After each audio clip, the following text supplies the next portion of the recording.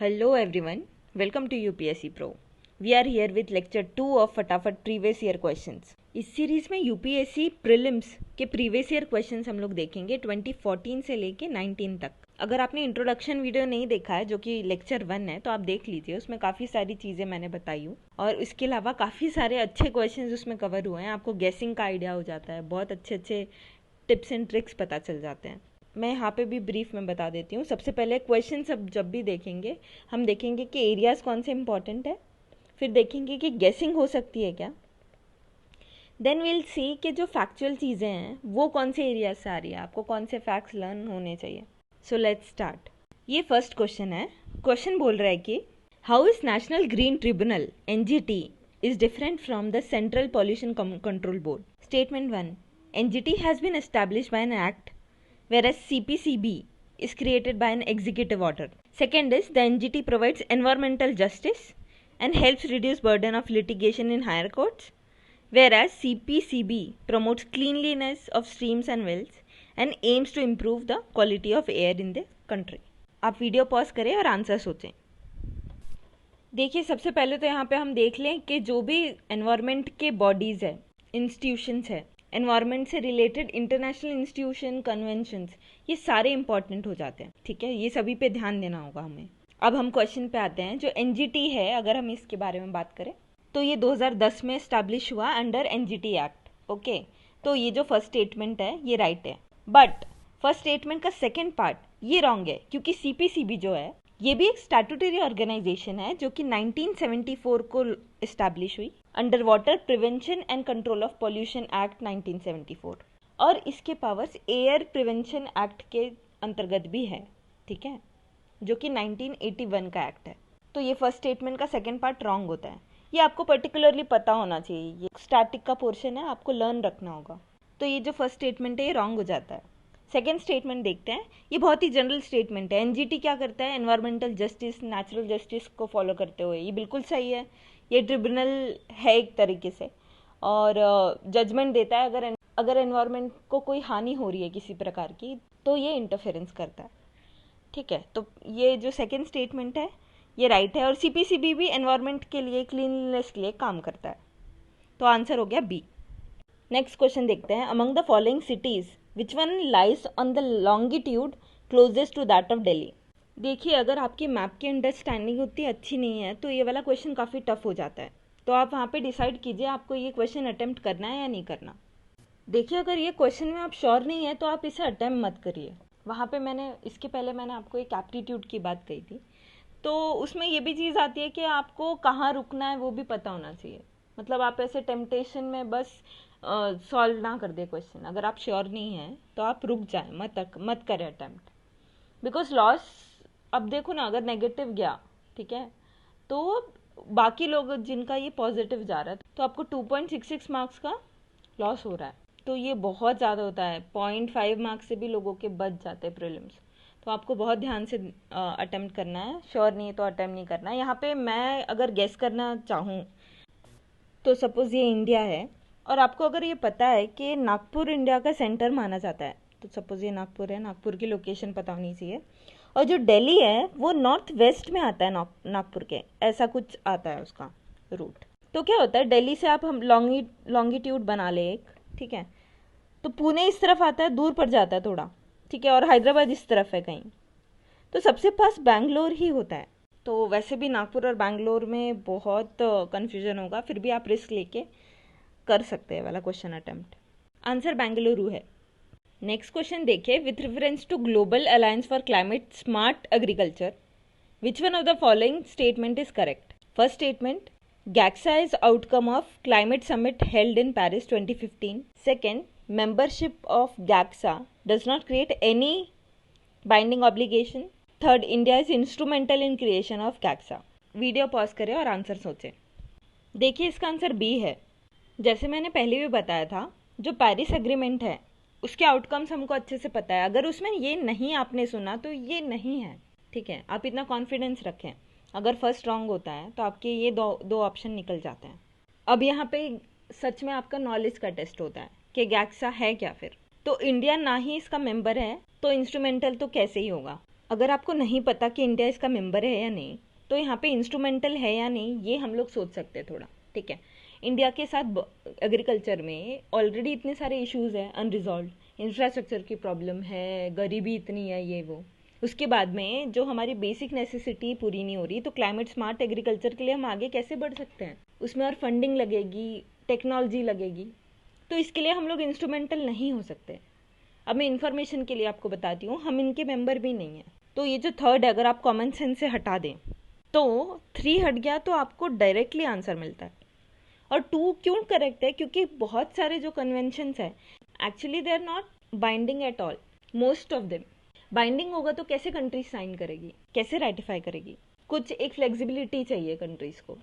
Next question page के बारे में है। क्वेश्चन ये बोल रहा है कि partnership for action on green economy and UN mechanism to assist countries transit toward greener and more inclusive economy emerged at: first, the Earth Summit on Sustainable Development 2002; second, United Nations Conference on Sustainable Development 2012; third, the United Nations Framework Convention on Climate Change 2015 Paris का; and D option है the world sustainable development summit 2016।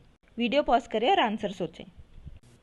देखिए, जो भी conventions और different agreements होते हैं, इनके जो आउटकम्स होते हैं, ये काफ़ी इंपॉर्टेंट हो जाता है। ऐसा क्वेश्चन पूछ लेता है यूपीएससी। कभी कभी मैच द फॉलोइंग भी पहले भी करवा चुके हैं, क्योटो के अंतर्गत क्या हुआ था, तो इस पे ध्यान देना होगा। अगर आपको ये क्वेश्चन पता है तो ये बहुत अच्छी बात होती है। अगर आपको नहीं पता तो भी हम लोग गेस करने का भी ट्राई कर सकते हैं इसमें।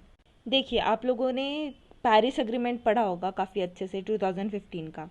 उसमें पेज जैसा कोई ये, क्योंकि हमने उसके आउटकम्स बहुत अच्छे से एनालाइज किए थे, INDCs हो रहे हैं, डिफरेंट टाइप के इनिशिएटिव आगे बढ़ रहे हैं, तो पेज तो उसके अंतर्गत हमने पढ़ा नहीं, ठीक है। आप अपने नॉलेज पर कॉन्फिडेंस रखिए। अगर आपने नहीं पढ़ा पेरिस एग्रीमेंट के अंतर्गत कि कोई एक्शन फॉर ग्रीन इकॉनमी आया था, तो आप कॉन्फिडेंट रहें कि वो एग्रीमेंट में ये वाली चीज़ नहीं है। अब देखिए, ये क्वेश्चन में एक हिंट दी हुई है कि ये UN मैकेनिज्म है। अब आप यहाँ पे फोर्थ ऑप्शन देखिए, वर्ल्ड सस्टेनेबल डेवलपमेंट समिट 2016 की बात की गई है, न्यू दिल्ली वाला। अगर आपको थोड़ा सा आइडिया है तो ये UN का तो नहीं है। अगर आपको अच्छे से याद हो कि the energy and resources institute ये कंडक्ट कराता है तो ठीक है, वरना आपको ये पता है कि चलो भाई पता नहीं क्या है, पर ये UN तो नहीं है, ठीक है, तो ये ऑप्शन भी कट होता है। अब फाइनली आपको ये दोनों में गेस करना होता है। आप फाइनली 50-50 का रेशियो आ जाता है। अब आपको स्मार्टली गेस करना होगा। तो यहाँ पे 2002 का एक समिट है और 2012 का एक समिट है।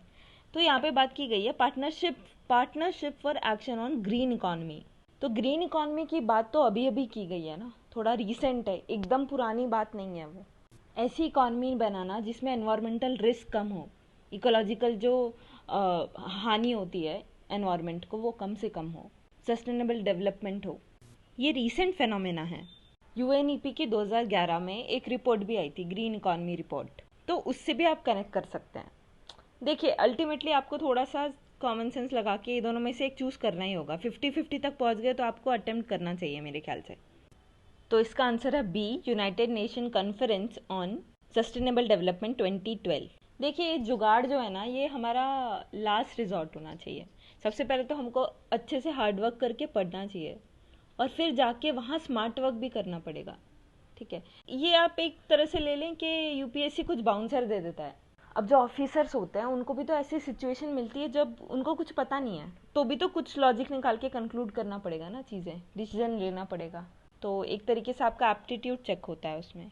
अगर आप सिर्फ पेज देख ले और डर जाएं, हाय ये पता नहीं कहाँ से आ गया, तो आंसर तक आना मुश्किल हो जाता है। नेक्स्ट क्वेश्चन देखें, विच one of the following best describe the term merchant discount rate sometime seen in news. ठीक है, ये इकोनॉमी का कंसेप्चुअल क्वेश्चन है। आप ऑप्शन देखिए, the incentive given by bank to merchant for accepting payment through the debit card pertaining to the bank. Second, the amount paid back by the bank to their customers when they use debit cards for financial transaction for purchasing goods and services. Third, the charge to merchant by a bank for accepting payment from his customers through the bank's debit card. Lastly, the incentive given by the government to merchants for promoting digital payments by their customer through point of sale machines and debit cards. अब देखिए merchant discount rate, आप literally इसके meaning में जाएंगे ना तो discount rate अगर आप ऐसे सोचे तो गलत आंसर टिक हो सकता है। ठीक है, वीडियो पॉज करें और आंसर सोचें। देखिए इसका आंसर सी है। ये कोई डिस्काउंट रेट नहीं है, बेसिकली एक चार्ज है जो कि मर्चेंट पे लगता है। मर्चेंट मतलब जो भी जैसे मॉल्स है, कोई शॉप है, वो कस्टमर्स से उनके डेबिट कार्ड की सर्विसेज लेते हैं। ठीक है, और उसके थ्रू अपना पेमेंट लेते हैं। अब वो जो डेबिट कार्ड यूज किया गया, इसके अगेंस्ट बैंक उन मर्चेंट्स पे चार्ज लगाती है कुछ। ठीक है, यही है मर्चेंट डिस्काउंट रेट। अब देखिए आप यहाँ पे अगर तुक्का मारने जाएंगे तो सी छोड़ के बाकी सारे आपको आंसर्स राइट लग सकते हैं। ठीक है, तो अगर और थोड़ा सा लॉजिकली जाएंगे तो वो ए और बी में से टिक करके आएंगे, पर फिर भी गलत ही होना है वो। तो हर जगह आप गेस नहीं कर सकते, आपको चीज़ें पता होनी चाहिए। नेक्स्ट क्वेश्चन है, विच one of the following is artificial lake. Now this is something very factual. तो आप यहाँ से एक चीज़ ले लें कि आपको लेक्स भी पता होने चाहिए, जो मेजर लेक्स है इंडिया में और वर्ल्ड में। तो ऑप्शन है कोडाईकनाल लेक जो तमिलनाडु में है, Kolleru lake Andhra Pradesh, Nainital Uttarakhand, Renuka lake Himachal Pradesh. Video pause करें, आंसर सोचें। देखिए इसका आंसर कोडाईकनाल लेक है, तमिलनाडु। अब ये डायरेक्टली पता हो तो बेहतर है, यहाँ पे अभी जुगाड़ भी देखेंगे हम।